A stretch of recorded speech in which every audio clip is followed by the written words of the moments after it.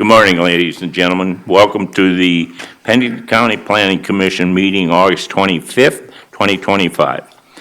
Recommendations of the Planning Commission on certain items from the agenda will be considered by the Board of Commissioners at their regular meeting on September 2nd, 2025 at 10:30 a.m. And I usually throw in that 10:30 a.m. is an approximate time when they review the planning items. Planning Commission utilizes speaker request forms, which are available in the commission chambers during the meeting. Roll call. Everyone's here, Kelsey.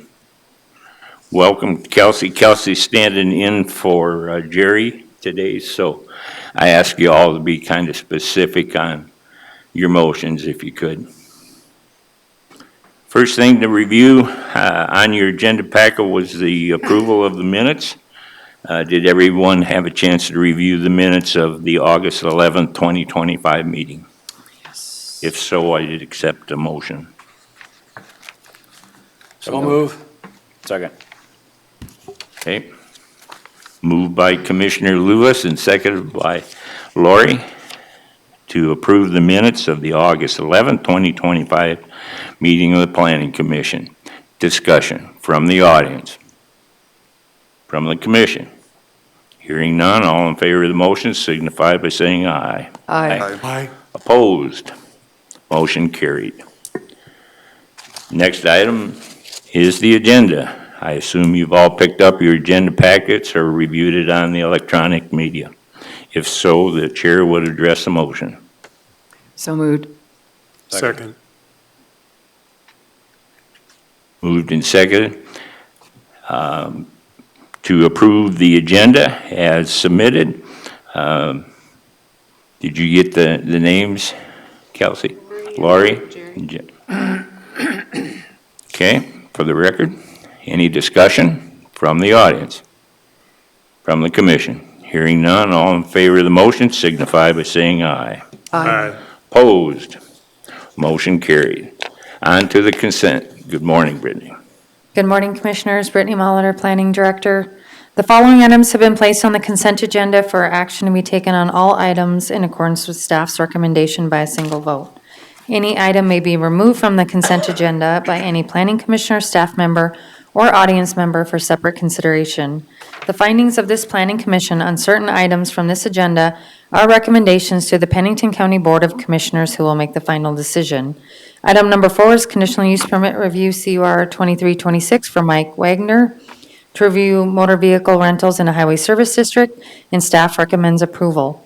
Item number 5 is conditional use permit review COCUR 24-0030 for New Underwood Roping Club to review an event center on the subject property for the sale of liquor in an agriculture district, and staff recommends approval. Item number 6 is mining permit review MPR 1403 for Pennington County Highway Department to review the extraction of gravel to be crushed to specifications and to stockpile material in an open space district, and staff recommends approval. And finally, item 7 is telecommunications facility permit review TCR 23-02 for ANCO Developments LLC to review a self-supporting telecommunications tower and equipment shelter in a planned unit development, and staff recommends approval. Thank you, Brittany. Does staff desire to have any item pulled? No, not at this time. Does commission have any item they'd like to have pulled at this time? Yes, Mike. 5. Number 5. Anyone from the audience here to speak on or would like to have one of the items 4, 5, well, 5's pulled, 6 or 7 pulled? Okay. Chair to address a motion to approve the consent agenda as submitted. So moved. Second. Moved and seconded to approve the consent agenda with item number 5 pulled. Discussion from the audience. From the commission. Hearing none, all in favor of the motion signify by saying aye. Aye. Opposed? Motion carried. On to item number 5. Simple question. Under analysis, it says a site visit was performed, the use has not been established. The structure hasn't been constructed yet for the sale. So That's what they have 2 years to establish the use, so. Okay, well, I wasn't too sure. Okay, yep, that's all. All right. Mr. Chair, I make a motion that we approve conditional use permit CUR 2326 with 19 conditions. Second. It's been moved and seconded to approve per staff's recommendation, CUR 24, excuse me, dash 0030 with 19 conditions. Discussion from the audience, from the commission. Hearing none, all in favor of the motion signify by saying aye. Aye. Opposed? Motion carried. On to item number 8.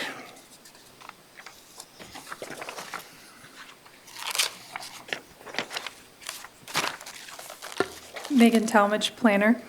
Agenda item number 8 is preliminary plan COPPL 25-0009. It's to subdivide and create Lot 1 of Sagebrush Acres subdivision. The applicant is GJH Ranch, and the surveyor engineer is Avatar Engineering. This is located at 7195 White Buffalo Road. There's no flood hazard in the area. This property gets my analysis. So the applicant is requesting to create a 5.02 acre lot. They have obtained a variance on July 15th, 2025 to allow a 5 acre lot in agriculture zoning district. And in addition to our plating process, they are also plating through the city of Rapid City, as this is within their plating jurisdiction partially. But staff sees no issue with this preliminary plan and recommends approval with 4 conditions. Questions for Megan?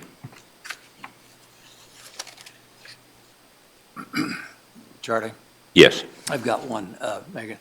It says that, let's see, a separate ingress egress easement providing access to the proposed lot will be filed.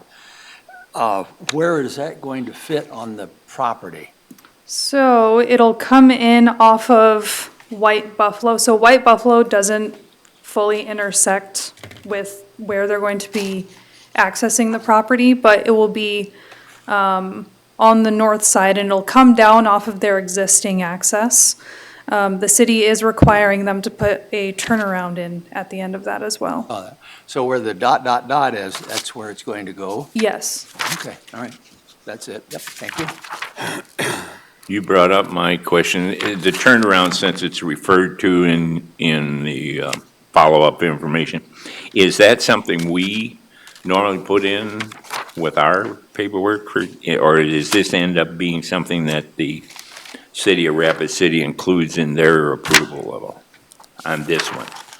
On this one, it's definitely the lead is taken by the city of Rapid City, but all roads must meet ordinance 14 standards. Okay. This one is a little bit trickier because this is private.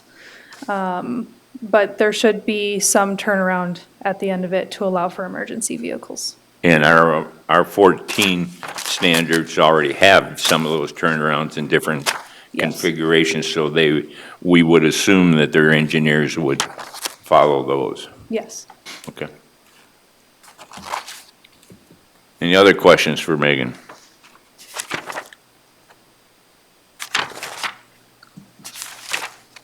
Questions for the applicant? Is the applicant here? Yes. Okay. You have any questions for the applicant, Commission? Chair to address the motion then.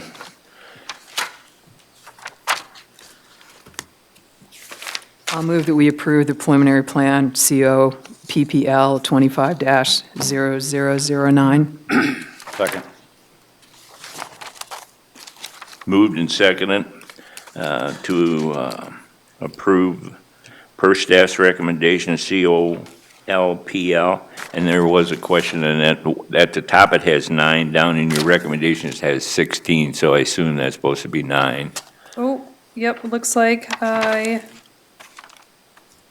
yes, it should be 9. It should be COPPL 25-0009. COLPL 16 is actually the layout plan that they had gone through previously with our office, so I apologize for that. We can, Which one you want in the motion, Megan? COPPL 25-0009. Okay, I believe that's what you made your motion for. Yep. Thank you. Thank you for correcting that, Megan. All right, any other discussion on this item? From the audience? From the commission? Hearing none, all in favor of the motion signify by saying aye. Aye. Opposed? Motion carried. On to item number 9.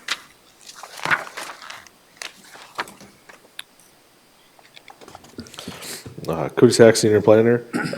Item number 9 is preliminary plan COPPL 25-0010. It's to subdivide to create lots 7 through 12 and reservoir lot of Block 10, Lot 1 through 2 of Block 11, and lots 1 through 5 of Block 12 of Sunset Ranch subdivision.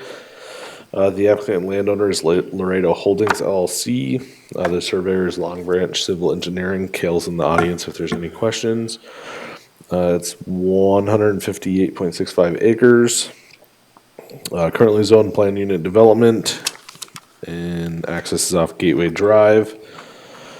Again, so they're proposing to create, I believe it's 13 or 14 lots within this area. The last little portion of Sunset Ranch that's zoned PUD right now.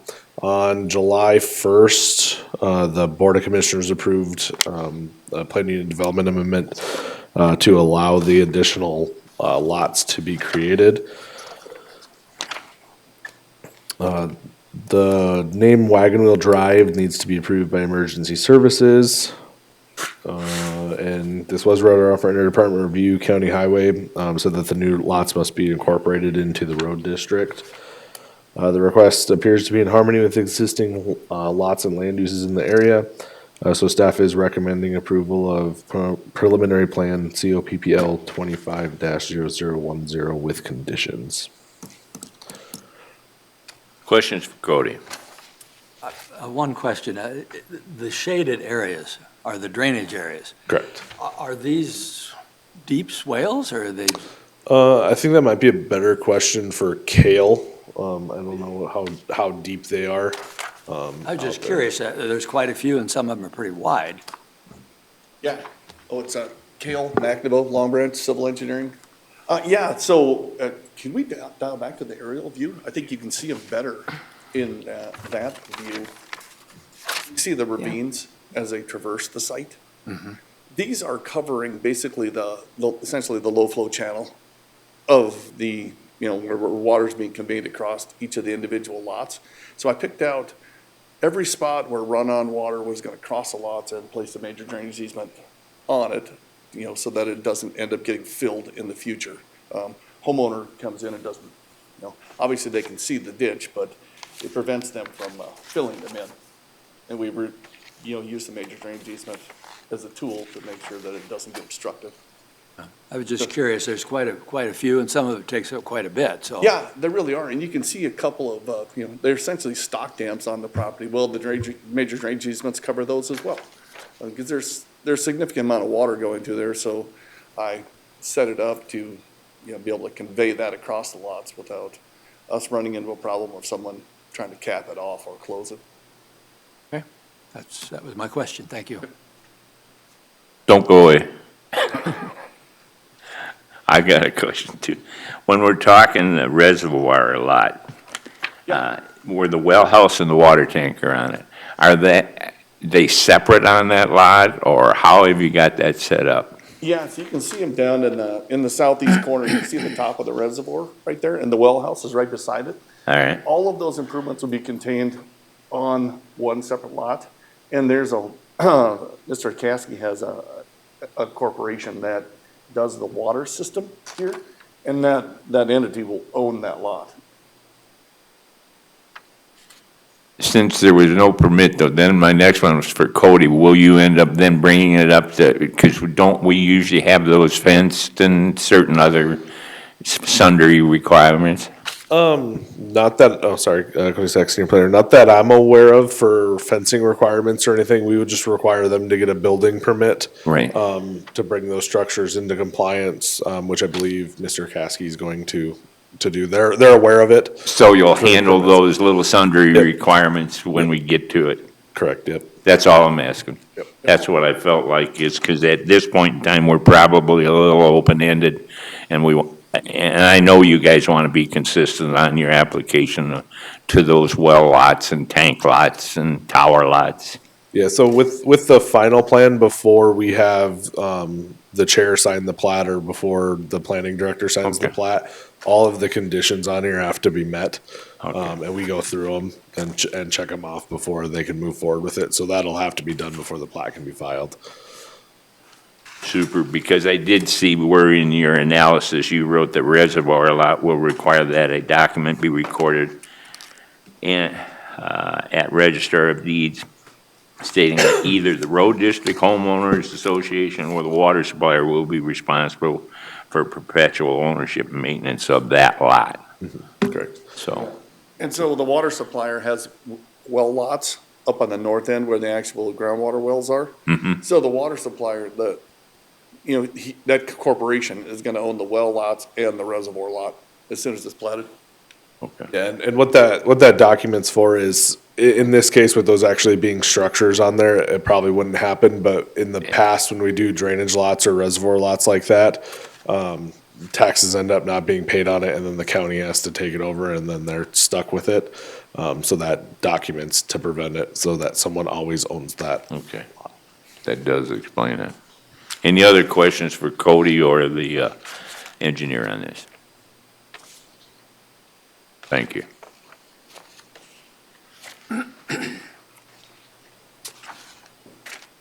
Chair would address a motion. I'll move to approve preliminary plan COPPL 25-0010 as recommended by staff. Second. Moved and seconded to approve per staff's recommendation COPPL 25-0010 with 10 conditions. Discussion from the audience, from the commission. Hearing none, all in favor of the motion signify by saying aye. Aye. Opposed? Motion carried. On to item number 10. Good morning, Commissioners. Brittany Molitor, again, Planning Director. Item number 10 is Ordinance Amendment OA 25-15 for Pennington County to amend Section 209 SRD, the Suburban Residential District. And this is another ordinance amendment similar to the ones that you heard at the last meetings. It's just to amend Section 209 to change the nomenclature, so it's just going from Suburban Residential to Suburban Residential 1, and then to add additional square footage for corner lots. So in lieu of the corner lots being 6,500 square feet, they need to be 7,000 square feet because they have two frontages, so they have 25 feet. And it allows for more buildable area. And then we did get rid of the cluster housing requirement because we do have the SRD 2 now, which was the old urban residential, so that cluster housing is not needed because they could rezone to the urban residential. So with that, staff is recommending approval. Any questions for Brittany on this? Also noted that you made it 6 dwellings per 1 acre. Correct. Chair will address a motion if there's no other discussion. I'd make a motion to approve ordinance OA 25-15. Second?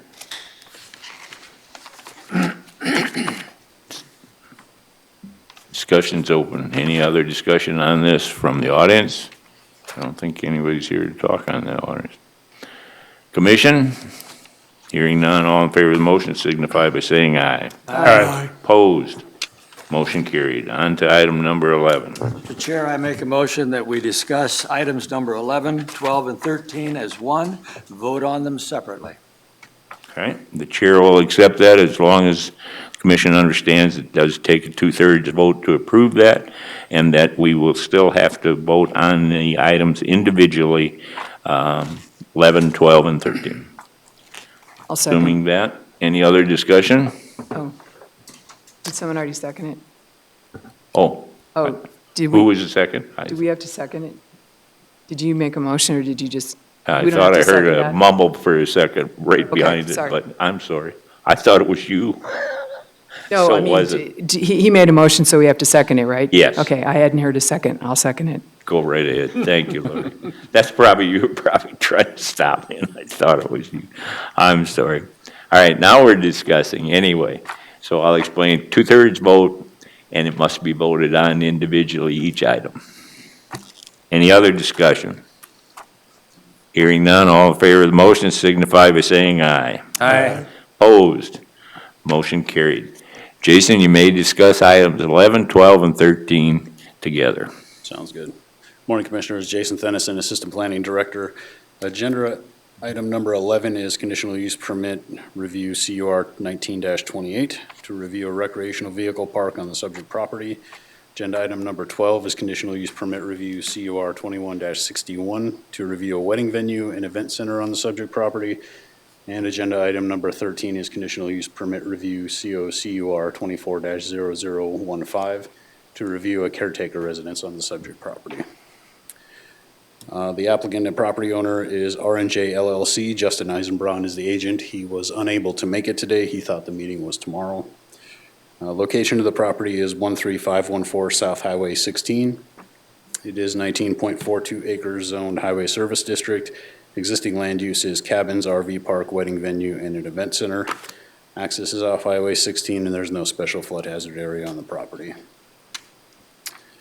So the subject property has, again, 3 conditional use permits on it.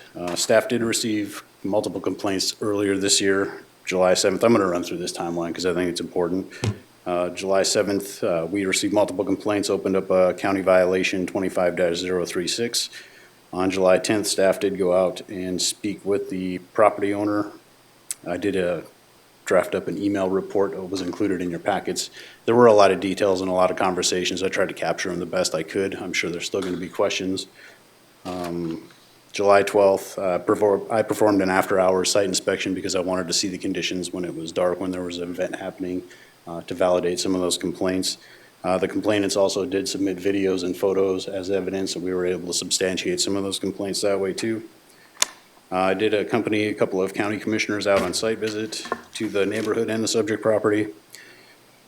I also went out another day and met with the complainants, went to their properties to further substantiate the complaints. Specifically with agenda item number 11, I did speak with the property owner, Justin Eisenbraun, on multiple occasions. For this conditional use permit, we did talk about reducing the intensity of light poles near the playground area. I added a condition of approval to this one to implement quiet hours already established in his lodging policy. And he did also add a leash dog requirement to the lodging policy, and that is required to be signed by guests of the RV park at check-in. He added a fine to that as well, where if he catches a dog off leash, he notifies those owners, and then they're fined $40, I think, per occurrence. So there were also no trespassing signs clearly posted on the adjacent property during that site visit. Getting into conditional use permit review 2161 for the wedding venue. We also received many complaints about this as well. Again, I did talk to the property owner. He agreed that reducing the intensity of the venue lights by tinting the upper windows of that venue is something that he'd be willing to do to reduce some of that glare on the adjacent property owners' properties. Modified a condition of approval to begin quiet hours at 11 p.m. It was 12 p.m. before. We're going to roll that back an hour to kind of help the neighbors out in that regard. I also added we got a complaint that there was a helicopter that landed there for an event, so I added a condition restricting helicopters from events on that property. Also added a condition of approval to address the open doors. A lot of the sound that was coming from the venue was due to open doors during music events, PA systems, things like that. And I also modified a condition of approval to limit the volume for any kind of outdoor events. If people are having wedding ceremonies outside, they have PA systems. Added a condition there to kind of limit that to lower volumes. And I also did remove 3 conditions of approval that were no longer applicable because they had been satisfied. Mr. Eisenbraun did notify me as well a couple weeks ago that he did host a breakfast, kind of a pancake feed in this event center for the guests of the RV park. He didn't know he needed a Department of Health license. Once he was notified, he did go through and get that license from the Department of Health, so just wanted to bring that up here. And lastly, for the caretaker residents, there were some noise complaints from a playground located near the caretaker residence. That is a private use playground for the caretaker's children. I couldn't really see much with that as far as substantiating the complaint, so there wasn't much I could do. There were also complaints about the caretaker residence having debris scattered around it, construction debris. Well, that there is a building permit for that caretaker resident. It is still currently under construction, so that's to be expected. I would also expect that that would be cleaned up when the construction ceases and the final inspection is done on that building. There was a condition number 3 that I did remove because it had been satisfied. With that, I think that the neighborhood concerns have been addressed for the ones that were in our purview to address. So with that, I would recommend approval of all of these conditional use permits with conditions. Questions With for that. Jason? Can I start off with one? Can you call up your picture there and give me an idea where this playground that's come up in a number of these complaints is located? Sure. Your So- overhead view? Yep, so I'll point it out. This is the Yeah, I playground. saw that one, but I can't visualize where, yeah, you can just show me where it's at on the Yeah, it's, property. generally speaking, it's, right about here on the property. I can bring up a rapid map, may show a little bit better picture of it.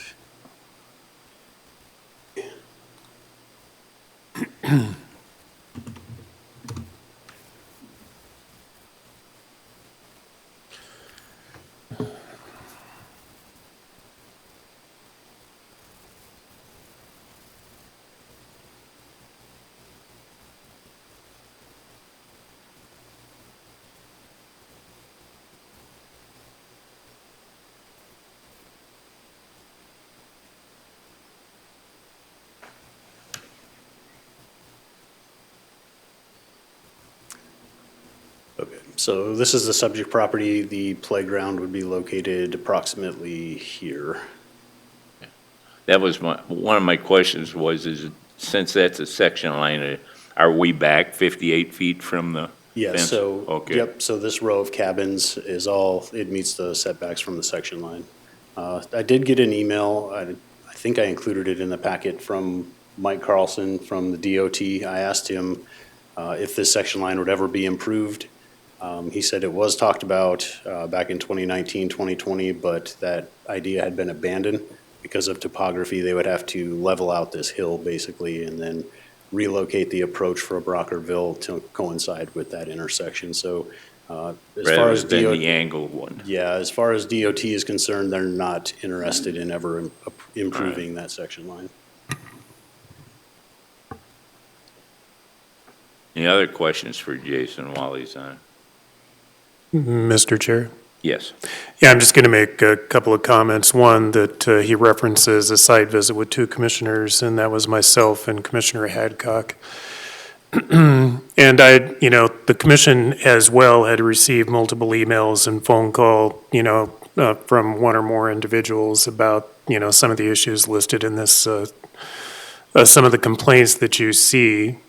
And so I do believe that every commissioner has made a site visit out there, and ours was accompanied with Jason. And the day we went out there, I believe would have been just the start of the rally.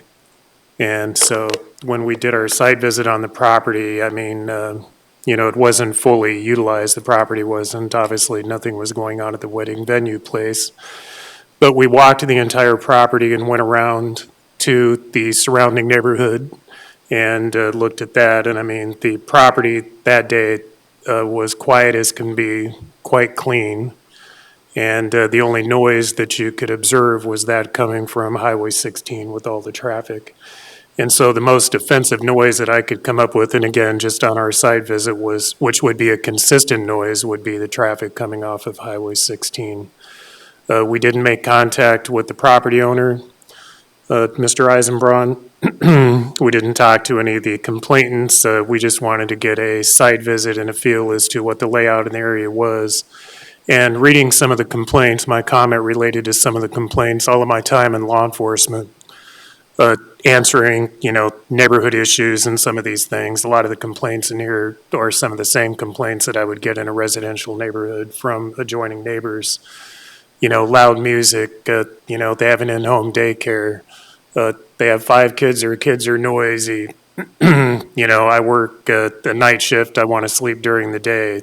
And I mean, so a lot of these, things that I see in here remind me of a lot of the complaints that I got, just like I said, on residential complaints. The playground location, some of the things that have been brought up, and I think where they're placed and some of that stuff, I don't see an issue with it. There is fencing around there. The property owner has put in, hundreds of trees to try to mitigate this stuff. Mr. Eisenbraun thought this was going to be on a commission agenda, or actually on planning here at the last planning meeting. And so he did call me on the phone and we had a conversation about it. And he kind of explained some of the history and that, basically I believe he's tried to do everything he could to mitigate some of these issues, jump through all the hoops, meet all the requirements, cooperate with our planning department. And and again, I'm not discounting the complaints that are, being submitted to, this commission and those that have been submitted to the Board of County Commissioners. I believe the property owner has listened and tried to do everything they could to try to mitigate and be in compliance with what's been approved by the county. So I'm in support of this conditional use permit. Thank you. Chair?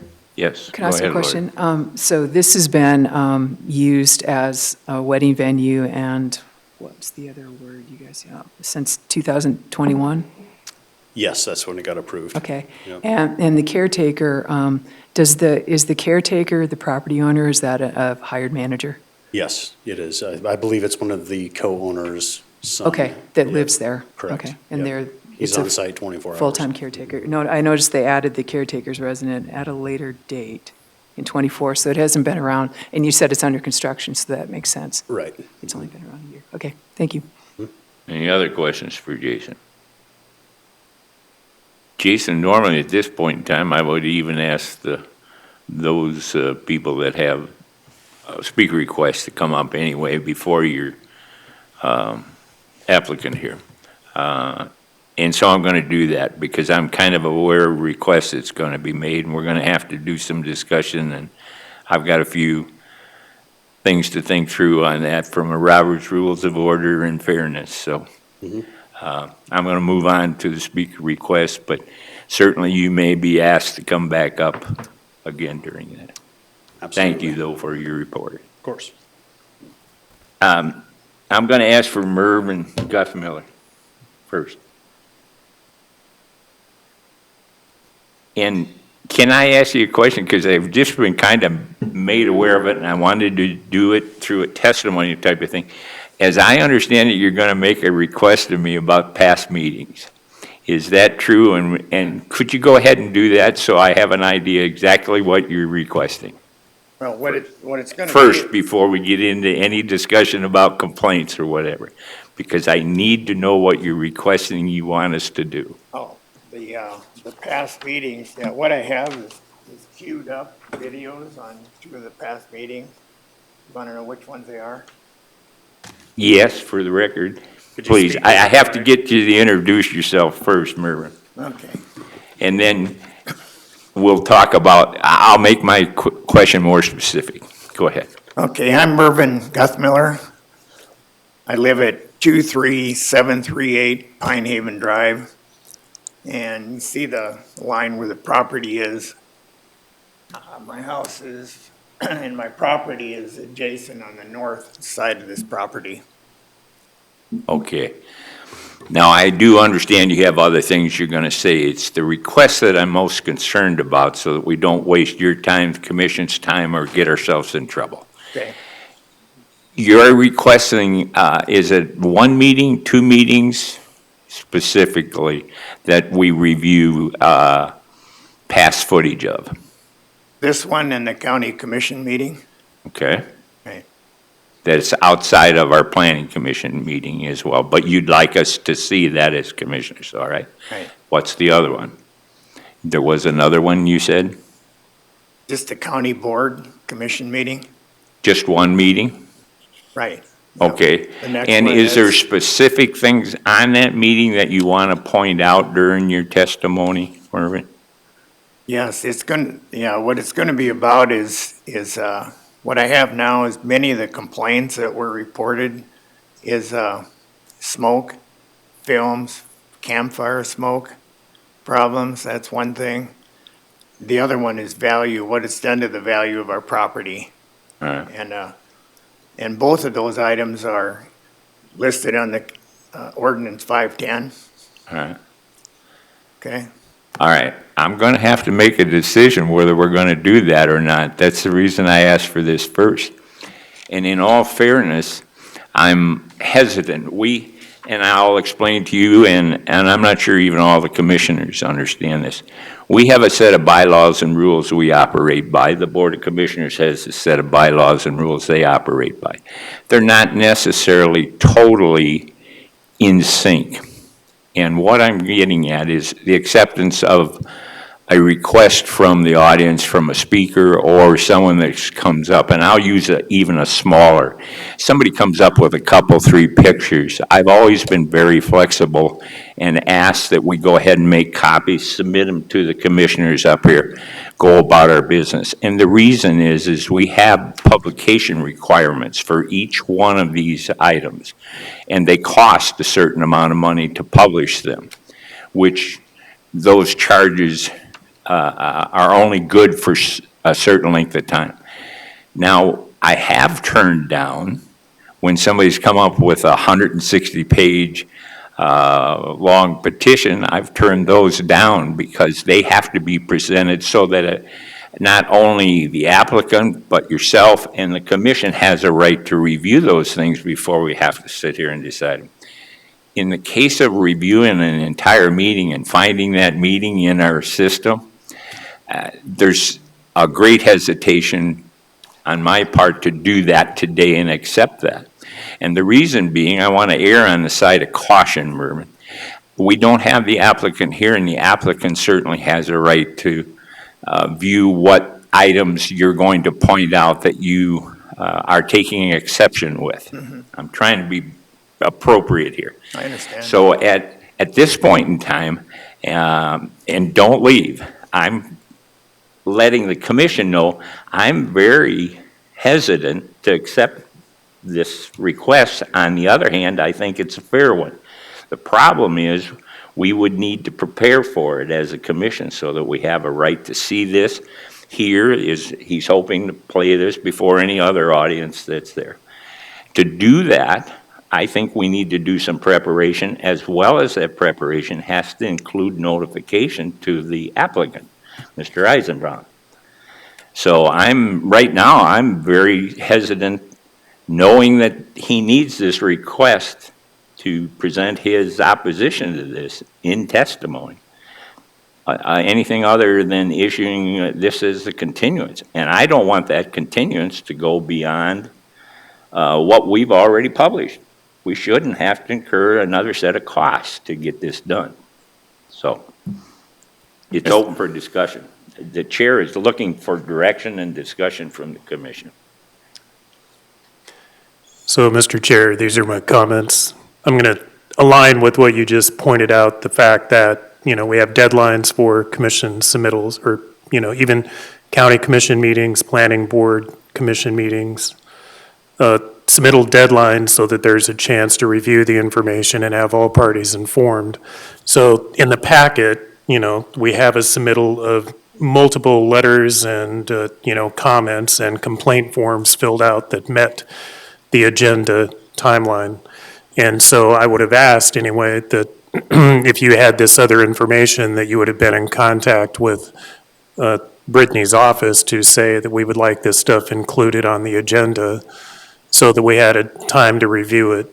And it goes to what the chair's comments are related to, giving the applicant, for these permits, the opportunity to know what is going to be in opposition. If he were to go online right now and look, they're going to see everything that's in the packet that we're going to review. And so I personally, I just do not, and it's a process thing for me, just to go back and review previous, meetings, either commission meetings and/or planning board meetings. We're looking at the information that the applicant has submitted, that the planning office has submitted to this board, and that's the information that I would like to see outside of what's been discussed, here's a photograph, here's something that just happened yesterday, that type of thing. So anyway, that's my position on it. I was I was here on Thursday wanting to put this in a packet, and I was informed it was too late to get it in there Okay. Thursday. That So that coincides sound- with what the commissioner's saying. We do have cutoffs. So I understand. So you're saying that someone here, our building knew about it Thursday somewhere, Yes, yeah. okay, in the process. And that was too late for Well, submission. Joan did. I was talking to Okay. her about it. That's right. All right, Mr. Chair, can I ask a question? sure. So if this is not being allowed to be presented today, and it sounds like, and it doesn't get continued, then what is what's the venue that the people who have complaints about this, do they just have to start a whole new process of making complaints again so that this gets put on the agenda again as a complaint basis? Is that what you're telling the people here that want to talk about their issues? No, it would be, the way it would be is that there would be a continuance. This would be in our packet, and he would have the right then to call this up. We would be prepared to be capable to show it on the screen. And if he has individual items or conversations that took place in that meeting or statements that were made by people, he has the right in his testimony certainly to point those out. Maybe I misunderstood. I thought that your comment said that you do not want this item continued. I must have misunderstood what you said. Around. Okay, all right. Then that clears that up. Okay. I'm saying that if I had to err on the side of caution, I'd continue this thing. Okay. And the only reason being is I'm not a great one to, you know that. I've never been very happy about the litigation process as it is. We're reasonable people. This gentleman's reasonable people, and we make decisions and have to go on from there. So just to make sure I understand what you're saying, you're telling the people in the audience that want to speak today that the appropriate way for them to get this information in is for us to continue it, and then that information would be included at the next, Correct. at the meeting where it's continued to? We would be accepting his request to have this meeting those meetings pulled off. It will take some time to do this. At that continued meeting. And then we will be prepared to show them on the screen so that we can do it in a timely manner. We are not prepared today to do it No. in a timely manner. Yeah, Mr. Chair. Yes, My comment related to that is, this has been an ongoing issue for the complainants for years. So, the phone calls and the communication to multiple players in the county regarding the complaints related to this conditional use permit, along with the time, and again, I appreciate the time that you guys have put into documenting, individual complaints with ordinance stuff. And so they've been aware of the deadline and the timeline. They have submitted multiple complaints on multiple issues regarding this permit. And, my concern is the applicant has followed, the due process as well and met with staff and followed this. And so, in my mind, there is no new information coming forward. All of that has been in the public domain for the last several years related to this permitting process, so. Jason? And I got to ask you a couple of questions here that I would have had during the thing. when this was originally submitted about the fire pits, they weren't going to have fire pits, were they? Well, we wrote a condition in there for fire pits. That they had to have the permits for them. But I'm saying is they voluntarily said they weren't going to have them at that time, did they? Right. I don't recall from that meeting. I don't recall him saying that. Okay. I would have to go back and look. See, that's what I'm a little worried that's sitting in Mervin's request for the meeting, that he intends to point that out. Just a second. So are you saying we need to reschedule this so I can get the information in the packet and come back? Oh, I've got to next get time? the commission's going to have to make a decision on whether they are or aren't, is Okay. what I'm saying, is because at this point in time, I'm not accepting your request to do this, Got it. and I'm getting some direction. The next thing is wasn't there also comments made in regards to the berms along with the trees and stuff like that for sound? I thought at that time to And get I it don't closer recall to that the, conversing. I would have to go back Okay. and review that meeting. just asking. Some of these typically- things have come up, and certainly we all get phone calls from Right, people. typically whenever, if that conversation did happen, if Justin said he wasn't going to add the fire rings, typically we would write a condition in there saying that no fire rings be permitted. That's normally how it goes. If we put it in there, then you need to get the permits from the state. Okay. And then we don't, as a planning commission or planning department, we don't have a decibel level in our ordinance set up. We don't even own the machine, do we? No, To we don't have review a decibel limit, no. Okay. Not for RV parks. And then, of course, the most obvious one is obviously the zoning was changed, not by the planning commission, but the board of commissioners on this piece of property before it ever went this direction. Correct. Back in, what, 21? Yes, 20? I had the timeline of Yeah, the you had property that, history. didn't Mhm. Okay. Anything else for Jason while he's Mr. up Chair? here? Yes. Jason, you were talking about how when you made your site visit that it was, either I heard you say this or it said that, I think it was in your report, where you said that it was difficult to determine if the smoke and stuff was from this particular property because there was so much other smoke in the area. Correct, yeah. Can you give us an idea on one of those overheads that you show, an overhead view, like surrounding properties that have campfires? Yes, Okay. so the one that I noted that night was from this hotel. Okay, They have a. Fire pit? Yes, they had a big fire pit out there, and that was the only one that I noted happening in that area that night. I did not see any from the campfire. When I pulled up here, I did my site visit, I drove up Pine Haven, and I parked right here on this section line corner. So I had a pretty good view into the park, and I didn't notice any smoke coming from the park that night. But again, I did see one fire that was actively being burned here at the hotel.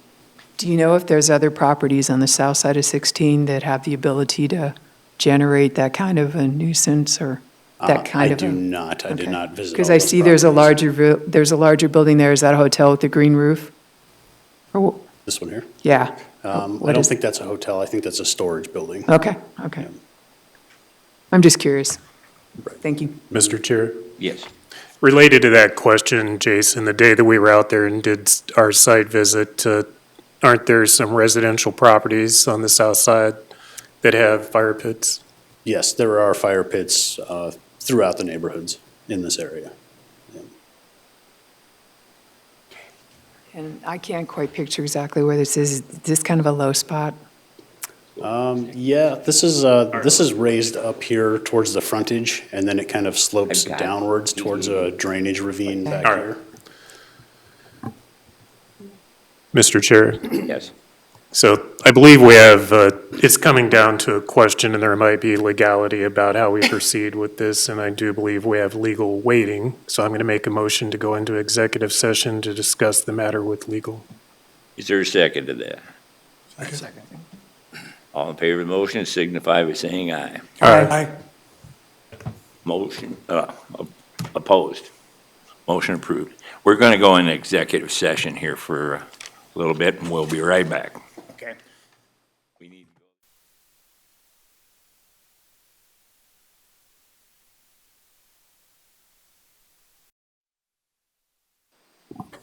We're gonna come back to order here.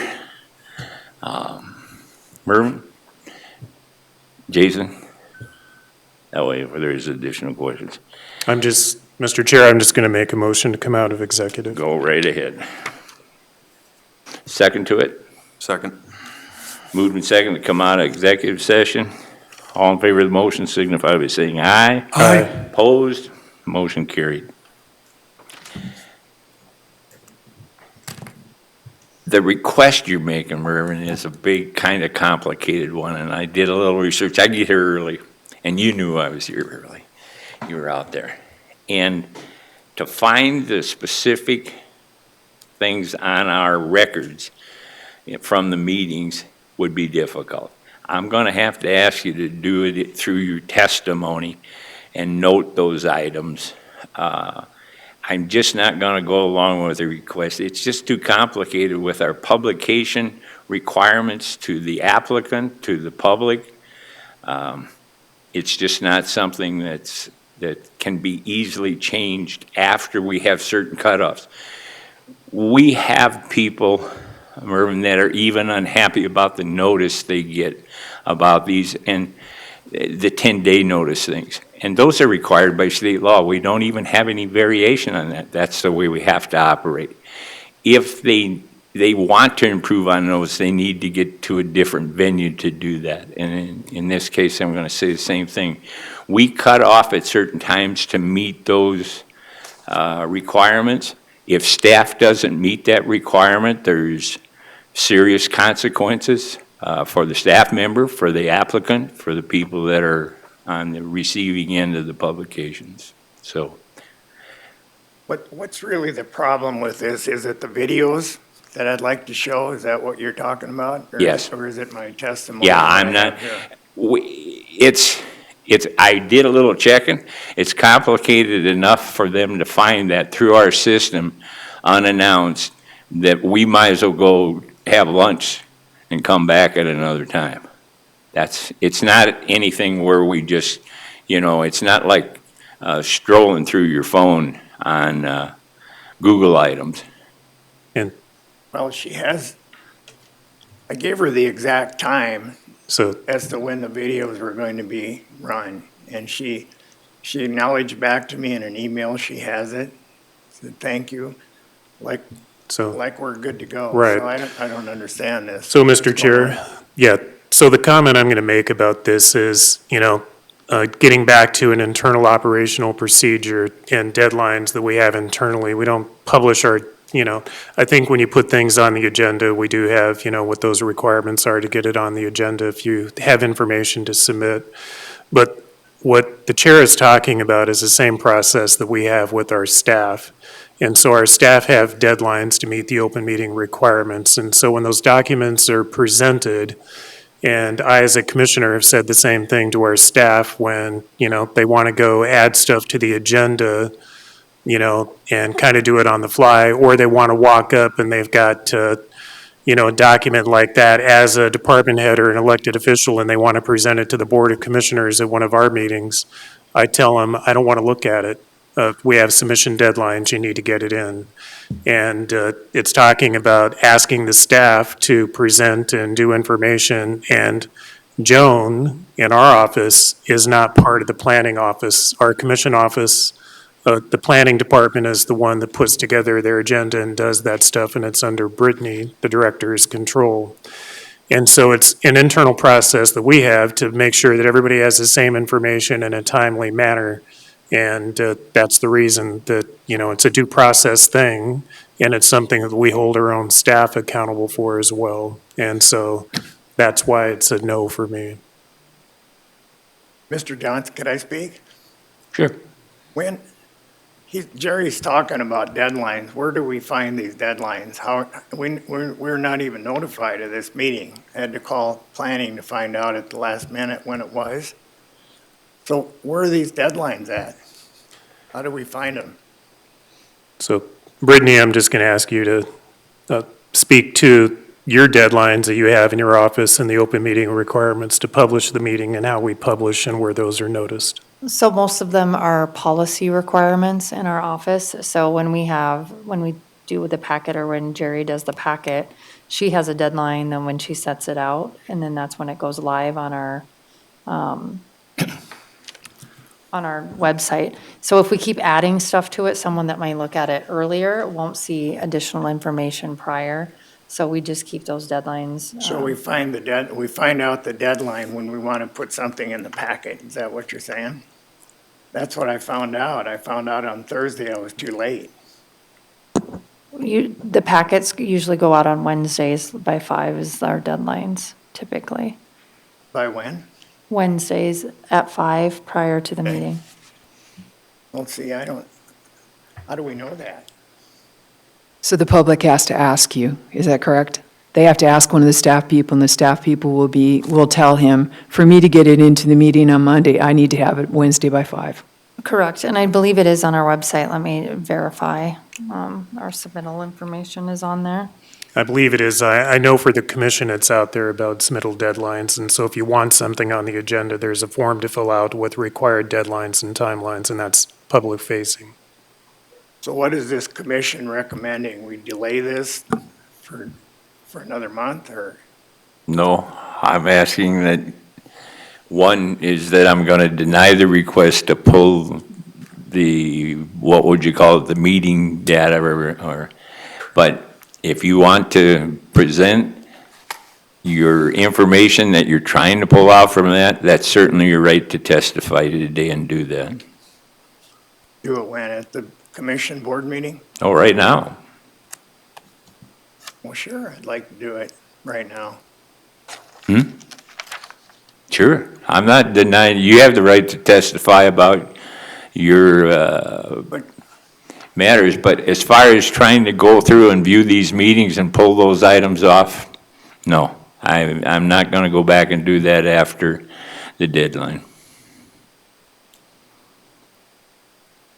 But you're telling me you didn't know about this meeting, and we've had complaints from yourself even on these things, have we?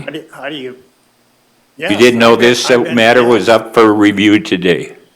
That's right, I did. Not until I called in, maybe, I don't know the exact time, maybe a few days ago. It's not been a long time. But, Jason, so, could you come up? You had met with some of the adjacent property owners, was Mr. Guthmiller one of them? Yes. Did he have some idea that that's why you were there and we're going to review this? Yeah, he requested that I come up there. but what was the date then? It changed, didn't it, from when you were there? Yes. Yes, it did change, see? What, the meeting date? Yeah, we Yes. were supposed to hear this 2 weeks ago. I didn't feel like I had enough information Okay. and enough time to get the staff report accurately finished. So we moved it to this date.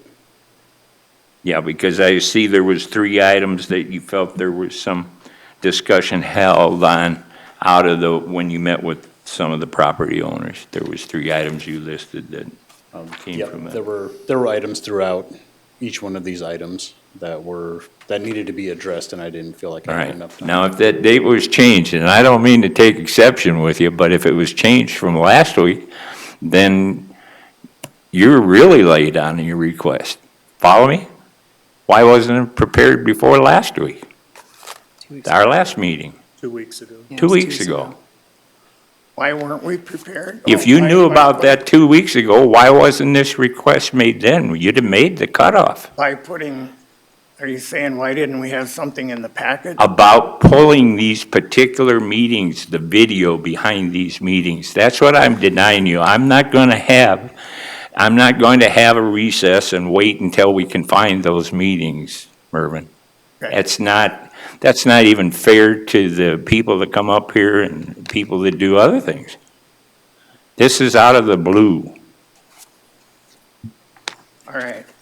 So why? But you why- certainly have a right to testify in regards to your opposition or complaints that you have that are not being addressed. I'm just not going to make it a work project to find those meetings that you're talking about on the video. And then have them Oh. available here for us. So we won't be showing the videos, No, what you're saying? Not at this time. Okay, when can I do that? Next time it would be up for review. If the action is taken, go ahead, Jason, you gotta straighten me out on that one. I'm not sure I can answer that one. So 2 of these conditional use permit requests that you have in front of you now stop at the planning commission. The one for the RV park will go to the board for final approval. So Okay. if you'd like to make that agenda submission request, that those be on the agenda for the Board of Commissioners meeting next week, we can certainly Yes, do I it. would. Yes. Okay. But the other two, they stop right here. That's what I'm saying. And whatever testimony he makes right here in regards to them, stays with our action here. For the wedding venue and the caretaker residence stops All at right. the planning commission. Thank you for clarifying. Did that help you a little bit on that one, Ruben? Yes. So- All right. So the commission board meeting is September 2nd, what I understand. Okay, so we'll be there. All right. I don't see any reason to do this now. Okay. Thank you. I appreciate that.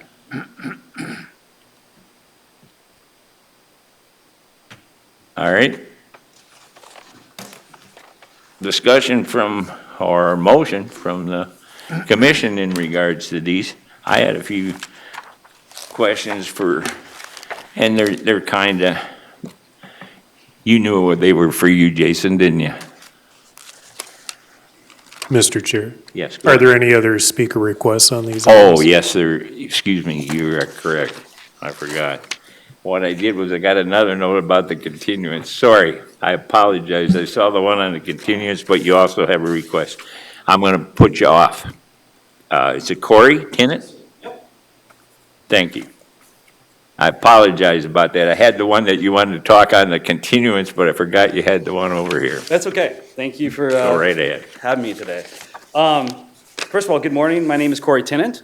I'm here representing Sarah Hunter, who lives at 23750 Pine Haven Drive, directly bordering the Pine Haven venue and lodging. I'm basically asking, before any vote is taken today, I respectfully request that the Planning and Zoning Commission delay action on this permit renewal. Decision should not be made until commission members have personally visited the site, not only from inside the venue, but also from the perspective of the homeowners most directly impacted. Standing on the property line makes it immediately clear how noise, lighting, campfire smoke spill into the residential homes. This perspective is essential before determining compliance or future conditions. I also want to thank Commissioner Durr for visiting the venue. However, his visit did not include the homeowner's side of the property. I respectfully ask that he, and ideally this full commission, come to the residents themselves to see firsthand what Sarah and her neighbors endure daily. Without that balance, the picture is incomplete. Since July, Jason has met with Sarah to better understand the impacts, and I appreciate that effort. I also met with the owner, Justin Eisenbraun, to explain some of our concerns, which I will outline later. Despite these discussions, the problem still remains unresolved. I can assure you that. Just this past weekend, August 22nd, which would have been a Friday, August 23rd, which was a Saturday, 2 separate weddings brought new violations. We did have more outdoor amplified PA systems, which you can clearly hear the entire wedding from Sarah's back porch. We knew there was a wedding because we could hear it. It's not like we're looking for these things in these violations. It's truly audible from her. You can hear the entire vows. And so it's amplified. We've already made that discussion. Jason and I had a discussion about that, and he actually said that that was not okay. And then now I'm hearing differently. But at her residence, he actually did make the comment, and I'll say it on record, that he did say PA systems should not be used at all. It's loud music we heard. The venue doors, which you'd said were going to be closed, on Friday's event, they were left open throughout the evening at different times. There's nobody there just closing those doors and shutting them. If somebody opens them freely, that we're back to where we were. And so to say that things are getting better or have been resolved, they're not. Late night campfires, I don't know if there's any request of when that should be done, but on the 23rd, you could hear, starting at 10:20 in videos that I have documented, I'd like for you guys to all witness and see and bear what we have to deal with. At 10:20, you heard guys screaming and hooting and hollering, leaving the wedding venue. We heard people, Sarah, I was not at the house, she's sending me videos to my phone, and I'm up, she's up. She didn't go to bed till 1 o'clock that night. We called the sheriffs at about midnight. They were partying till 12:40 on video. You could clearly hear it. She's got a video from inside her house, people partying on her borderline. Sorry, it's not acceptable. So on that, I would ask that you guys delay this hearing. This is brand new information.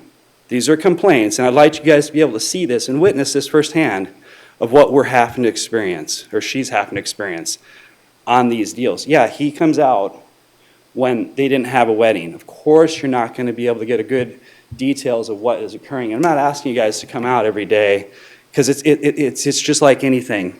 You might have a group of individuals that are very nice, run a very respectable wedding, and they're quiet, respectable of the neighborhood. You also have those that we just experienced on the 23rd, which have no respect to anybody around them. They're there to have a good time, and respectfully, that's what they're paying for. But the problem is there's no oversight. There's nobody there to clean up any of this mess. You have a caretaker that's on site. We had to call the sheriff. He could have easily have heard, if you look at where I don't know if you guys know where Sarah's property line is, but the cabins that this was occurring at, I'd say the distance between our house and his house is about the same. So visually, audibly, he should have heard all that. And you can clearly hear that in these videos that we've taken. So for that reason, I need the full site perspective and presence, new documented violations, and I urge the commission to delay the vote until members have visited the site from both sides and reviewed the most recent evidence. I can continue, or you guys can put up for vote. So, Second. yeah, Mr. Chair. No, I'm just going to say, I mean, what you're talking about is, some of the issues that have already been documented in writing and some historical issues about noise and smoke. And so in theory, let's say if this is pushed off 2 weeks and then we publish and we schedule, we don't meet in 2 weeks, correct? So it's going to be, Brittany, when's the next meeting? The 8th. It is the 8th. Okay. So let's say the 8th of September, we schedule, we have another meeting over that weekend or a couple of days before, after publication deadline, another noise complaint, another smoke complaint, another lighting complaint, then that's new information, and then therefore, let's push this off again until let me show you this new information. And so I understand where you're coming from. My point of view on this is just the fact that this is not new information. It's rolled up into the complaints. And Jason, I've got a question for you. And so, my question would be to you, so what did law enforcement do when they showed up?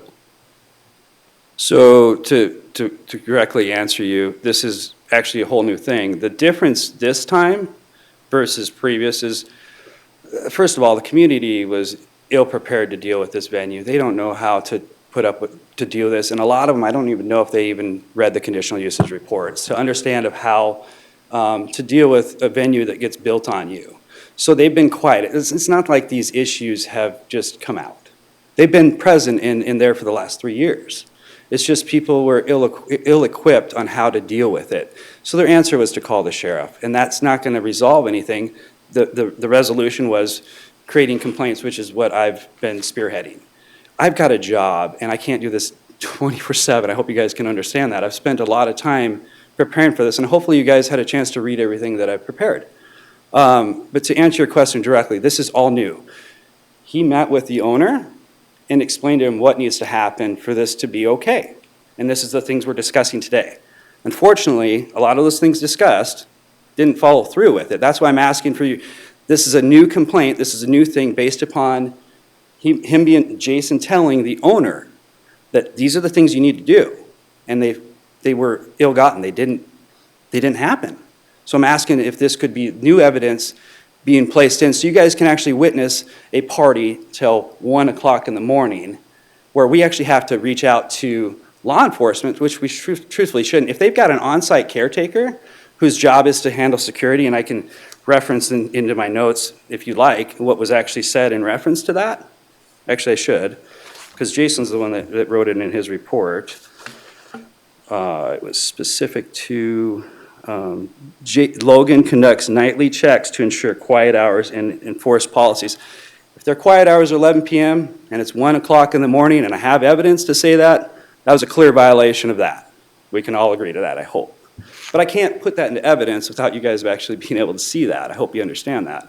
It's my word against everybody else's. I'm just asking to be respected and to be seen and to understand that these are real concerns. And these are people that really live in this community and have to endure these things. I don't mean to cut you off, but I I want to apologize. keep Go ahead. rolling. You're backing up there, Yep, go Jason. ahead. So Jason, when you get these, and I know you've received a lot of them, so when you get these complaints, can you, not just on this one, just in standard, when you have conditional use, conditions on these permits and these different venues and different things passed by this commission and the Board of County Commissioners, how do you address those with the property owners? Yep, so we substantiate the complaint. If it is substantiated, we open a county violation on it. At that point, we do schedule a hearing for the CUP to be reviewed. And part of, following up with the property owners is substantiation. So they're notified throughout that process, what we're doing, All right. how we're moving forward. That's the complaint basis review. Correct. All right. Just so everybody on the, because I have sat through those, yes. And if you guys like, I do have the flash drive in my car, and you guys could see those videos. I got a now. couple of questions for you Fair enough. instead. Absolutely. One, Yeah. and I think you solved the one, you basically wrote the complaints, there's a lot of third party, and I figured somebody else was writing for Sarah, if Sarah was being referred to in it, the way it was. It's- Quite frankly, yeah, this is. Okay. She has bad anxiety, so That's the answer fine. is, and she signed it though, Yeah, oh no, I didn't have any complaints in legally, it. yeah. Can I ask you, it Yes, sir. does seem to be that the complaints are more clustered around weddings. Is that a fair assumption? So it's a wedding venue, let's be fair and honest. It's a campground that's, the wedding venue is its primary existence, and then he gets the camp, it's built up. If you were to go visit it during the week, you're not getting a lot of just transient campers in. It's mostly tied to the That's wedding. what I'm asking. Yeah, In yeah, other yeah. words, Not all because the it time, seemed though. to be the ones that are filed, they're kind of clustered by date.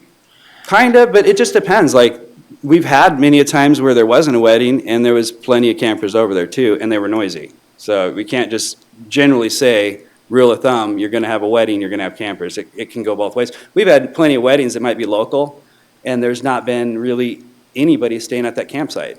So, I mean, you'd have to actually own or where everybody comes from. I'm just saying, it might be clustered at times, but it's widespread. All right, and Truthfully. then my last question Yes, is sir. if you were to prioritize, since you've been involved in these complaints, you've got the burn pits, you've got the kids making noise, and we've got the weddings. Okay. Give me some idea what the priority of those three are.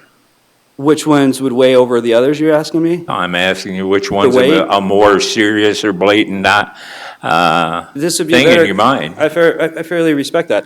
I would honestly tell you this would be a better question for Sarah, because she's the one that has to endure it, or Merv's daughter, which he didn't speak on.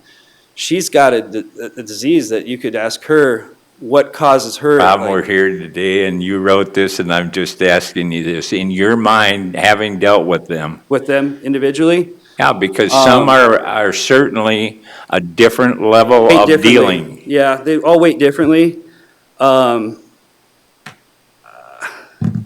I would say they all have separate weights. Like with regards to the campers, I see a lot of the dog issues still, and that's a threat to the community. I mean, we have had, Jason asked me, have you personally seen this? No, actually, one of the neighbors did have one of the dogs on his property to be honest with you. So the dogs do escape that area. We don't have eyes on that. Maybe we should put security surveillance on it. I don't want to go that far. I just want rules. Or I think the community would rather have rules. The wedding venues used to be truthfully, and this would be Sarah's answer, okay? So I'm going to speak on her behalf on this, thinking back on this. It used to be primarily just the weddings, is when she would get most anxiety and most upset and saying, I don't want to live here anymore. I hate it here. They don't care about me. You know, these are the things that she would say. Since the playground was put in on her property line, that's brought in more activity to her fence line, and that now you have people playing cornhole. You have all these events occurring because now family is congregating to her fence line. So that's created more of a daily occurrence.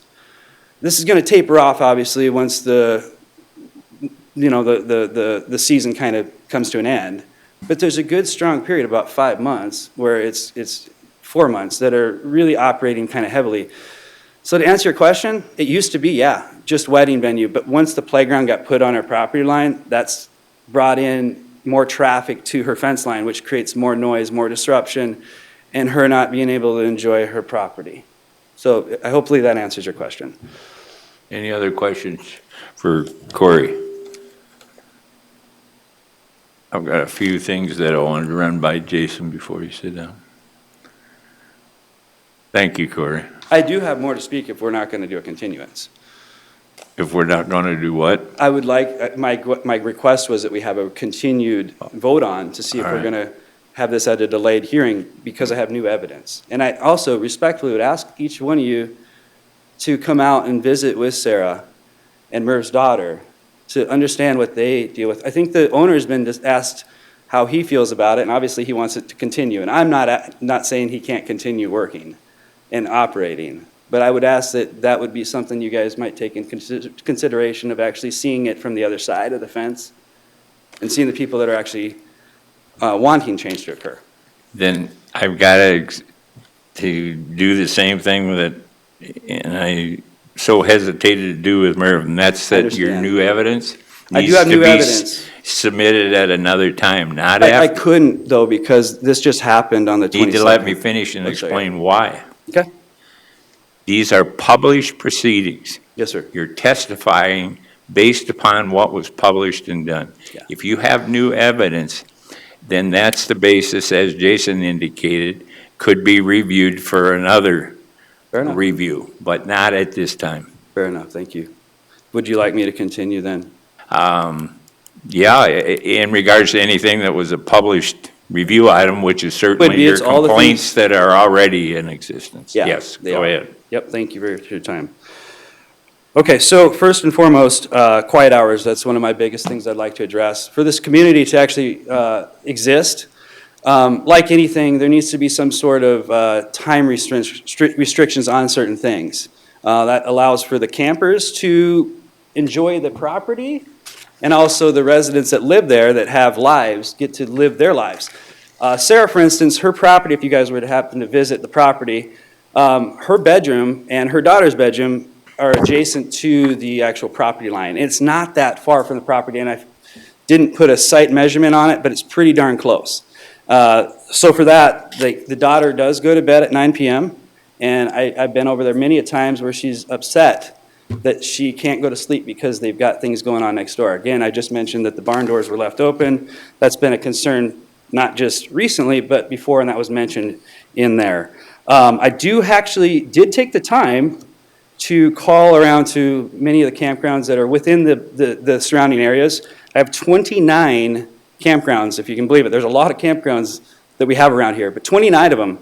And I can walk through each one of these for you, or I can give you guys a copy so you guys can see it. One of the, I don't mean to shortchange you, but, you know, Yes, sir. we could go on forever I listening don't want that to to it. happen. Okay, then I'd be I happy want to- you to stop and listen to me for a moment, Fair enough. or I'm going to get unhappy I'm sorry. with you not doing that.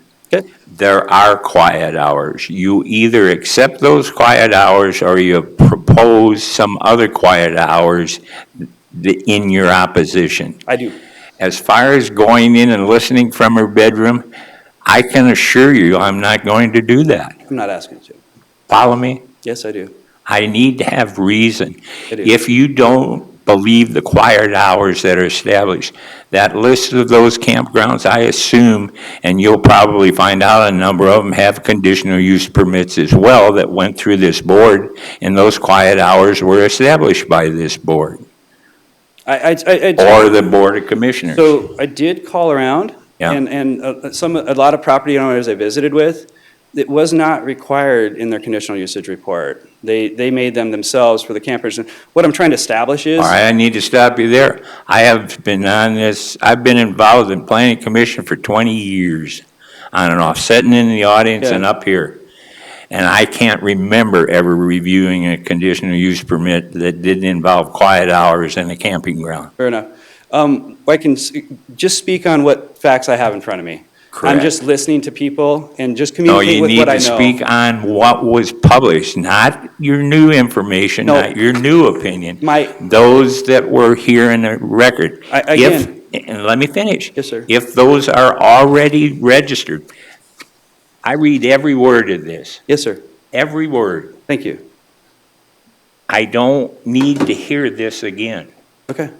I can have it referred to and go on, Okay. but I don't need to go through every sentence, every basis of it. I'm not. I hope you understand. Because I'll be very unhappy. There's 6 of us that are volunteers. Oh, I know. There's 1 that's a liaison from the Board of Commissioners. You have to understand who you're dealing with. Sometimes, more isn't better. Mr. Johnson, I respectfully hear everything you're saying, and as far as my family goes, I do have a history of my family volunteering for jobs and Okay. positions like you're in. I'm asking you So I not to appreciate be that. repetitious. I'm not trying to be. Thank I'm you. trying to just establish the fact that as far as campgrounds go, 10 o'clock is the start for quiet hours for campgrounds. For wedding venues, I did call around, the established is 11 o'clock. And what I'm trying to say is I'm just trying to establish the fact that there's 29 that I was able to visit with, and they all have 10 PM. This wedding venue is a wedding venue / campground. And what I'm trying to ask is that we take this into consideration, that there's many campgrounds that's basically established the general consensus that 10 PM is the quiet time. Because there's a wedding venue does not supersede the campground. And so I'm just trying to establish the fact that 10 PM should be the quiet hours. All right. So that's all I'm bringing into that. I'm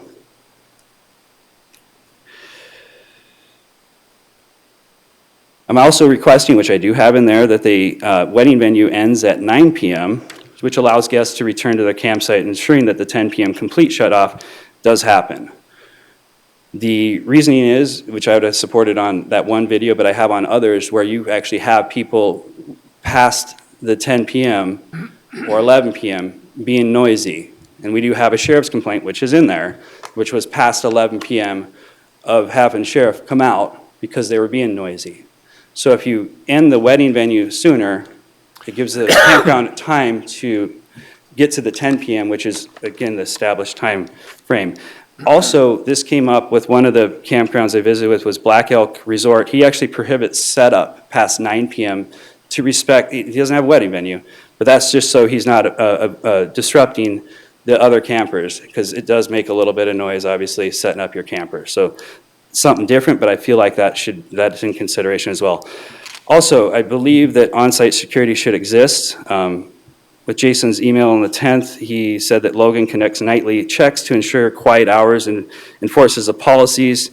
In reality, and I've seen this on many occasions, there's really no active enforcement. Logan is actually the groundskeeper. He spends this time throughout the day making the property look nice. He also apparently does guest check-in. I'm not there to visit and understand what they do on a day-to-day, but I think he's just wearing too many hats to be able to Or also. can I point out, that's why I was talking about repetition. You know how many times I Okay. read that in this, Okay. in between the 3? That on-site security was a suggestion. Every complaint was followed by suggestions to correct it.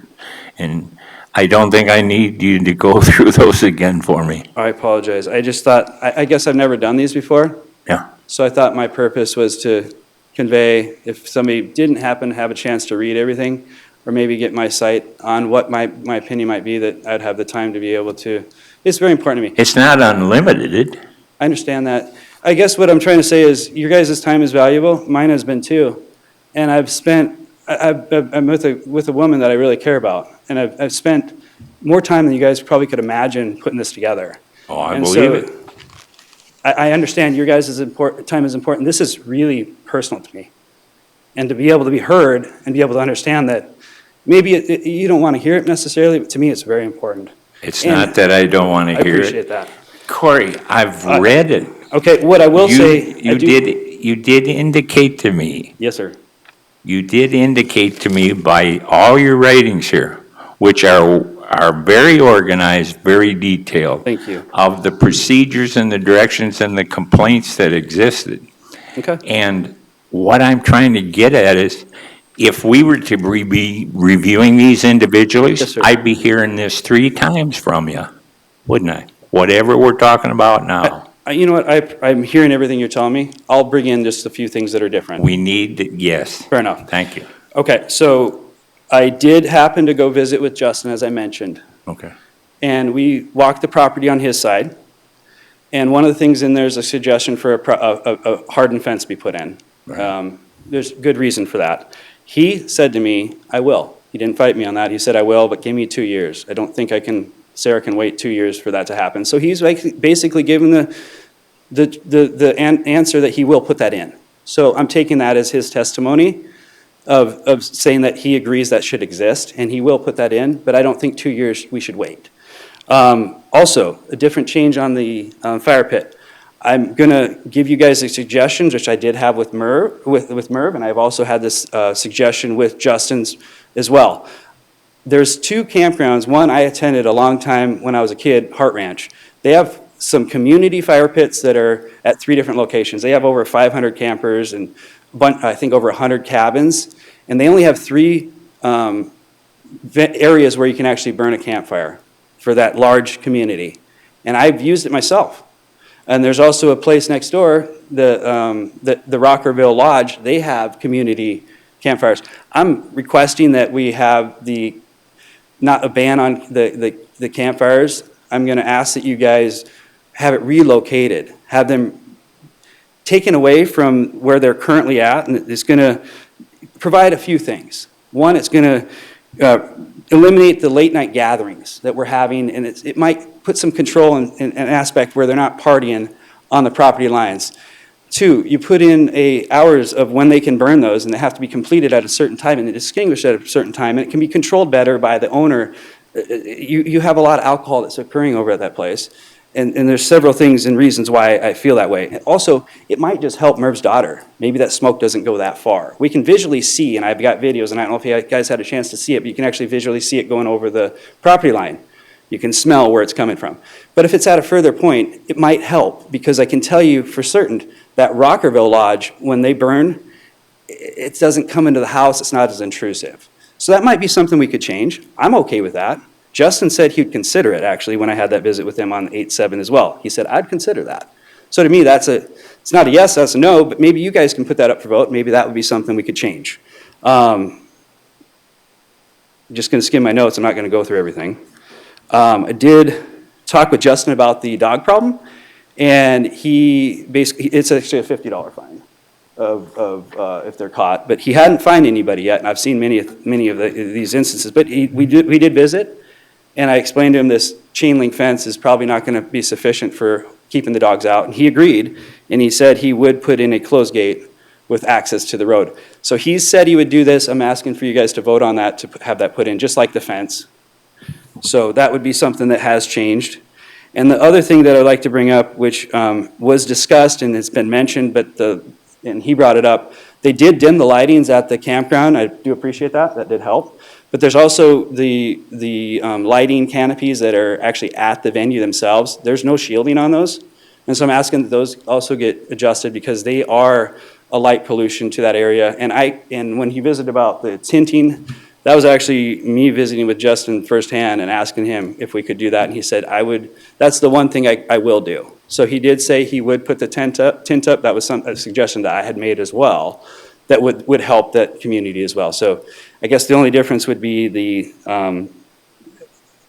at the venue itself, if there's a way to either dim that at a certain time for quiet hours also, and also shielding better, because those were not done.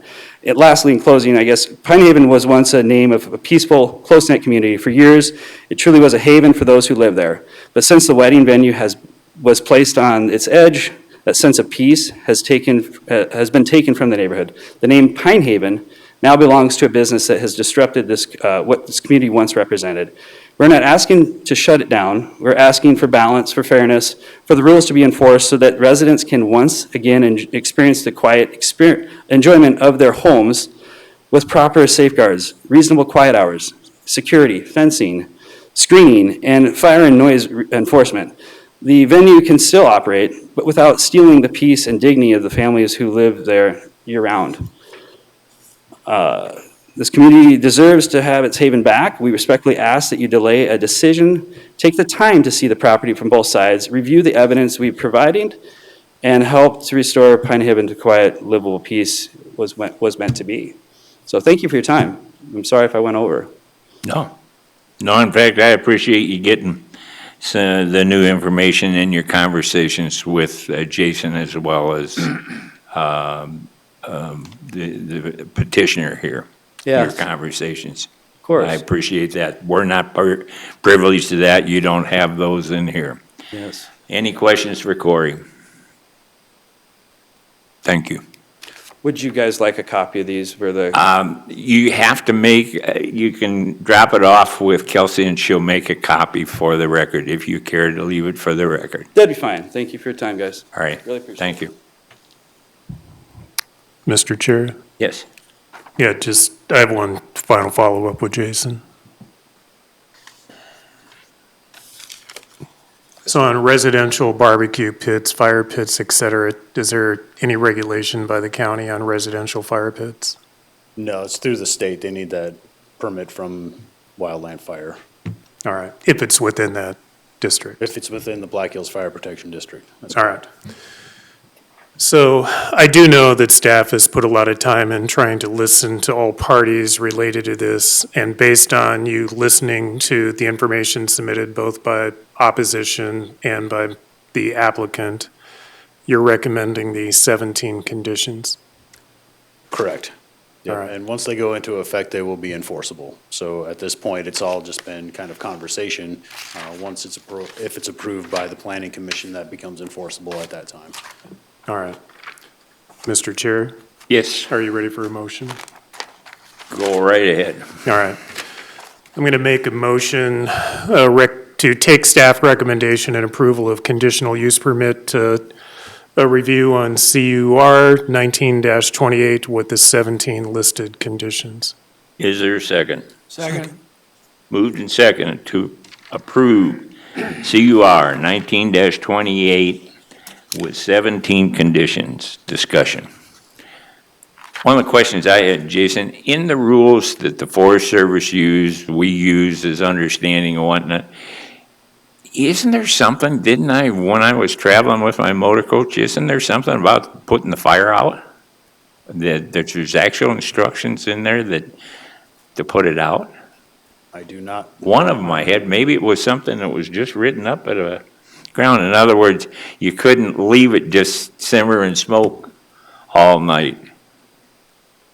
Yeah, I'm not familiar with those regulations. Yeah. I'd assume that it would be under the permitting process through. I thought it was that you had to douse it, but I'll look into that myself. The other thing is, I was going to point out to you, and I did, and this may seem ridiculous, but it wasn't ridiculous to me, and I thought of this. And I was absolutely serious. Yesterday, on a television show of all places, I saw that a car had 7,000 watts of audio power. And to point out what 7,000 watts is to you folks, and I see Kevin smiling, that's more wattage than the Beatles had when they first went to Shea Stadium the first time on their stage. And Mr. Chair? Yeah. What year was that? Yeah, that was back before you guys. And what I'm trying to point out is we have no regulations over that. So young folks doing bands and whatnot, they certainly try to get more wattage. I think my car's got more speakers and more wattage than could possibly ever exist. And if you turn that on the bass, you can vibrate the windows. And this is my car. You So haven't I seen it. understand when people say they have problems with noise, plus people are sensitive to different things. Something I'm not sensitive to, my wife may be. So I do understand what you're dealing with when you're dealing with applicants and housing around it. But just the wattage things, we're a remote area that doesn't have, I mean, there's not decibel equipment sitting around for everything. Go out and measure it. We've got to buy some. I don't think, does the county own any? No, our Okay. office does not. So we'd have to contract for it or buy it. We also don't go out, and I just wanted it for the record, when we're looking at these conditions, I wanted it noted, we don't have a police force that goes out and does this thing. Neither do the poor folks that are on the other receiving end of it if they figure it's a complaint. They use the sheriff's office, and the sheriff's office has a lot of other things they do besides enforcing conditions we have on a conditional use permit. I'm sure they struggle with us. They get unhappy with us over some of these things. And you can't possibly have your own little force to do it. So there's got to be an understanding sometimes between people that have property and they're side by side, whether they're commercial, residential, or whatever, that somehow you got to live together and get the thing done. And I think I read the rules. I certainly will point out, if they're not enforcing these tightly, these are wonderful what are written here, if they enforce them tightly to meet these regulations. I was actually impressed by that, one page when I finally got to it. That's probably the toughest set of rules we've seen on a wedding venue or an RV park, and I'm sure all of you noticed that. So what I'm trying to say is, and there's still a door open for those that are unhappy. And I will also point out, you know that I'm the one that never happy about a burn pit, am I? So I do have a lot of compassion, empathy for those folks in regards to burn pits. But there are people, and there's commercials on television that make them cool. So I guess as guys like me die out, we won't have to worry about the future. They'll get cool. But I think you've done what you can. Your 3 items that you said that you dealt with, reducing the intensity of the lighting on the poles, it sounds like you've already had some response to that. Correct. Okay. Added condition of approval to implement quiet hours already established by lodging policy. Yep, and that matches with the wedding venue. So we rolled the wedding venue back from midnight to 11 o'clock. All right. So that would give them an hour to shut down, which is what Mr. And Tennant then was. the third one, good luck. We have leash problems in the county. There is absolutely no question. I don't know what you're going to do other than people's integrity. Right, and I think Mr. Eisenbrown has make a valid attempt to have the people who come onto the RV park sign the statement of understanding when they check in, and as I was corrected, to $50 fines per occurrence. So I think he's doing what he can All right, in that regard. I'm done. Anybody else have questions for Jason? There's a motion on the table. Anyone in the audience want to discuss theory? And just to make it clear for the record again, this one will be reviewed by the Board of Commissioners on September 2nd, did you say? Or right now it's scheduled I to believe be? that's what the date, is that what you said, Brittany? On the Board of Commissioners, yes. Yeah. Corey, you can come up again. Be brief, please. All right, please introduce yourself for the record again. Corey Tennant, thank you. On behalf of Sarah Hunter. I was gonna admit, I couldn't find this when I was, originally this came to mind, but there was one wedding venue I did visit with she had complaints, and she's working with the community quite well.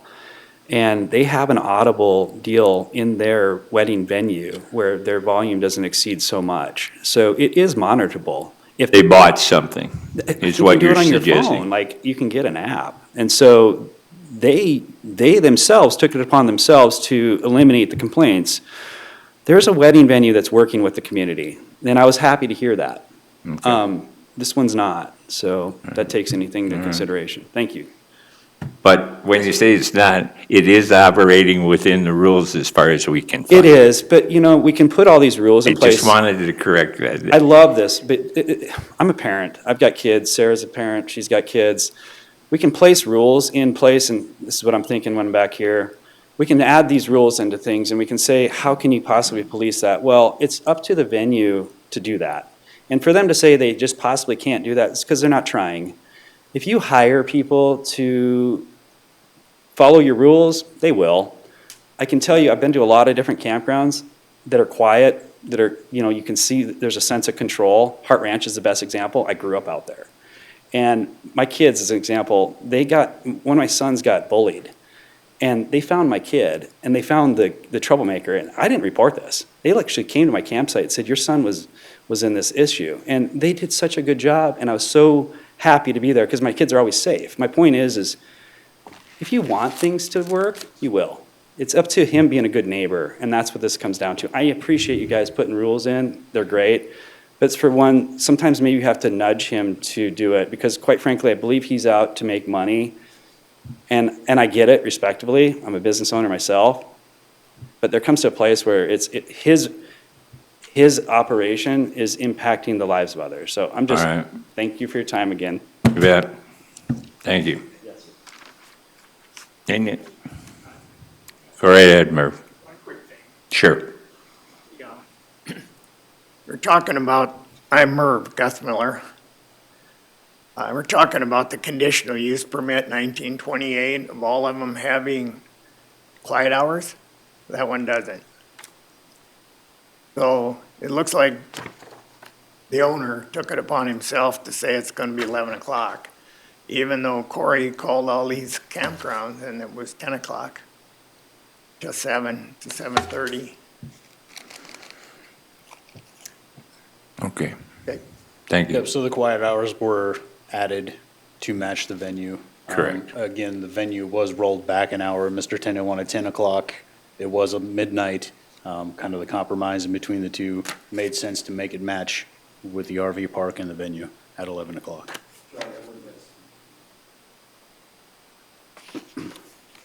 Briefly only, or I'm not going to allow it. Do not go into any other topic. I'll go into what we just visited about. He is correct. Midnight is what's mentioned for all these other wedding venues. I will tell you, speaking with all these wedding venues, they cut it off at 11 o'clock, even though they're allowed to go to 12. I don't feel like we're compromising at all. Again, I don't know how the wedding venue supersedes the campground. The campgrounds are going to, they should be the ones that actually, it's a campground, it's a wedding venue and lodging. If lodging is the most, lodging shouldn't be negated. All the campgrounds, which we're not talking about, they're 10 o'clock.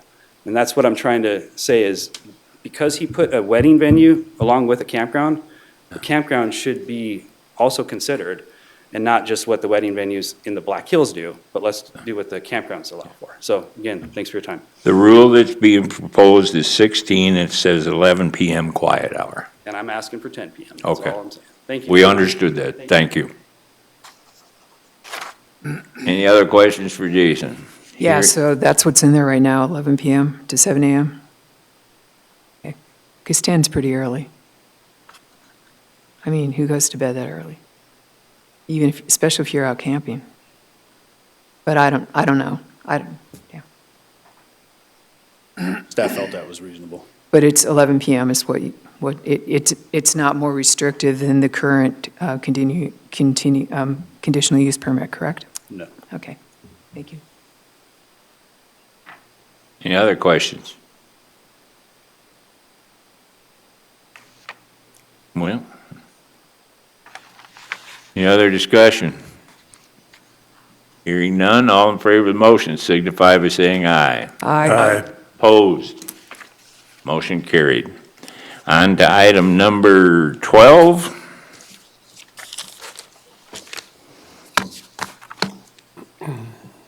That's the wedding venue. And it is 19 conditions.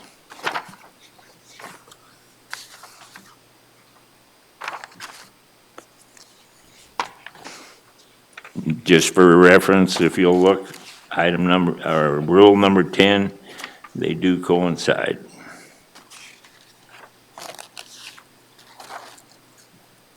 (11 PM 7).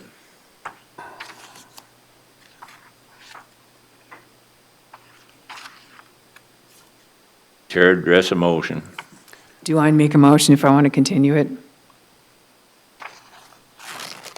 Okay, so I'll go ahead and make a motion that we continue this to the September 8th meeting so that new information can be presented. And this is CUR 2161.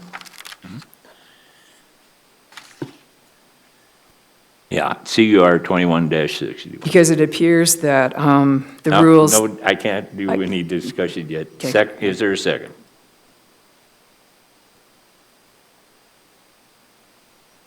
Is there a second? Motion dies for lack of a second. Mr. Chair, Yes. I'm going to make a motion that, based on staff recommendations to approve conditional use permit review CUR 21-61 with 19 conditions as listed. Second. Moved and seconded to approve, per staff's recommendation to approve CUR 21-61 with 19 conditions. Discussion. So the reason I did the continuance was because it appears from what the people have said, the speakers today, that the conditions aren't being enforced. They have evidence that the existing conditions aren't being enforced. That's why I made the motion. Any other discussion?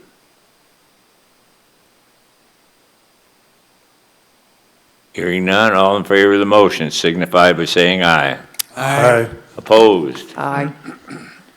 Motion carried. On to item number 13, isn't it? I didn't put a spacer back there. Yeah. Yeah, It's way 13, which is a conditional use permit review to caretaker's residence with 7 conditions. Chair address a motion. We've discussed it. Mr. Chair, I make a motion that we approve conditional use permit review CUR 24-0015 with 7 conditions. Second. Moved and second to approve CU 24-0015 with 7 conditions. Discussion. Building permit, Jason, how much longer on that then? It's got 1 more year on the building permit? I believe it expires May of 2026. 5/26, and I'll put a question mark on there. So in other words, any matters that in that regard are going to be cleaned up or straightened out by then? There was a complaint about, or you had concerns about some debris you thought was laying around it? Yeah, there were some complaints about construction debris. They do have the option to extend that building permit if they need one Yes, extra up to 1 year. So it is a possibility. And they will extend that through your department's review, not through this commission, is that correct?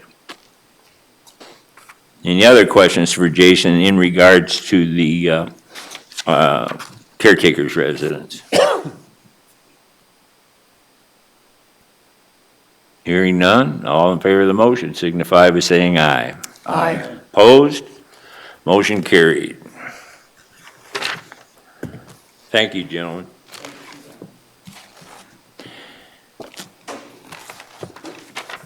We just learned some, I'm going to state something on executive session so that you be sure and tell us that I just learned. I never even knew. There's actually supposed to be, if we call an executive session, other than for general purposes, we actually have to note what it's going to be for alongside that. Is that correct? That's what, Yeah, it's a comment, Brittany. Would you, I've got it here, but would you mirror what we put on the agenda for the commission meetings and just use the same format? does it say? So, but we can go in there and get directions at any time.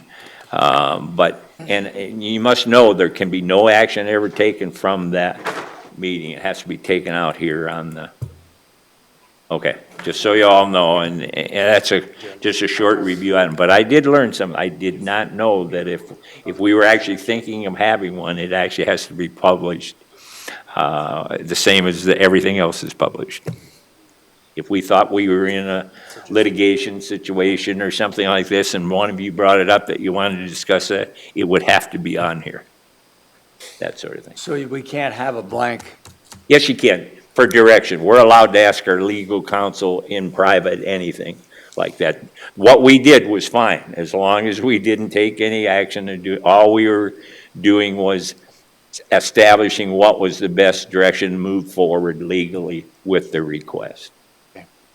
And, Mr. Chair, the comment, I just asked Brittany to copy exactly what we do on a commission agenda. And so when you have executive session, just list out, 125, the statute, for legal purposes or personnel, et cetera, and just list those on the agenda. And so it's covered. And you're limited to those particular items? You're limited to what you can go into executive session for. And so it could be legal, contractual, personnel. There is other limitation or other opportunities that have been given over the last few years to like emergency management plans and, kind of stuff that would be proprietary that you can go in for. And so, but simply, listing it on the agenda, the majority of that's going to be covered, so. And that also is privileged information. Whatever was said in that room don't share it with your wife tonight even. It's privileged information. I should include, that's just a natural, everybody should know that. Okay. All right, we're on to the county board report. So the county board report, the Board of Commissioners concurred with the Planning Commission's recommendations from their August 11th, 2025 meeting. Items from, Brittany, thank you for handling that thing on the coming board meeting. I appreciate that.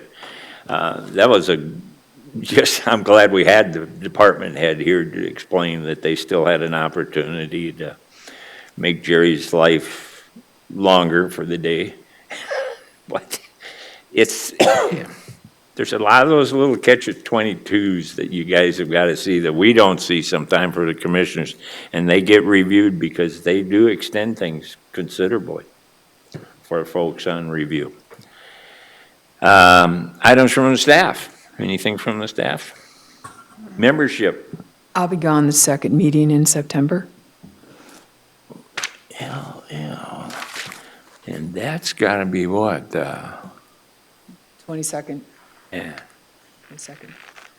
22nd. It's hard Anybody for me to else? Zoom from my car, or I do. One of the things we should point out, we don't necessarily, and Jerry's always been so good at following up on it, anytime you know you're going to miss a meeting, it really should be noted, either Jerry or myself.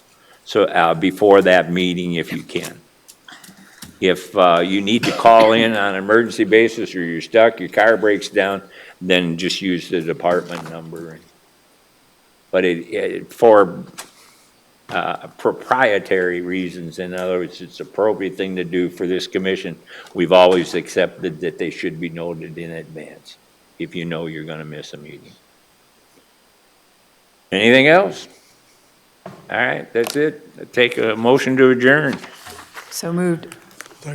Moved and seconded to adjourn. All in favor of the motion signify by saying aye. Aye. Opposed? Motion carried. Thank you. Thank you for even reading all